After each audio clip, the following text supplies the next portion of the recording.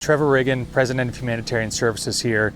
I'm actually here in the community of Lakewood, which is on the east side of Florida. As you can see behind me, just some real devastation in this community. This happened the day of the landfall of Hurricane Milton, but it wasn't the hurricane. It was one of the more than 38 tornadoes that ripped through this part of the state hours before landfall. And so many of these homes here were destroyed. This is actually in a community called Spanish Lakes here in Lakewood. Dozens of homes destroyed. I was actually just about an hour ago, I was at our shelter nearby talking to some of the families.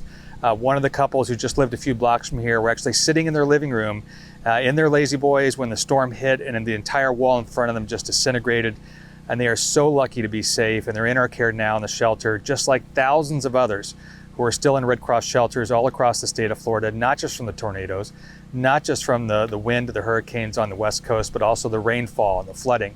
Just so much need out there in the community. And I wanted to send a special thank you, a huge thank you. There are hundreds and hundreds of volunteers and staff who answered our call to step forward and deploy for Milton after hundreds of others had already deployed for Helene. Thank you. We needed you. We needed you to be here for these communities, and to our donors.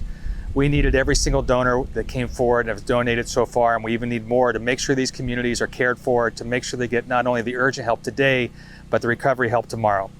So thank you for being part of our mission. Thank you for your help, and please keep these families in your thoughts.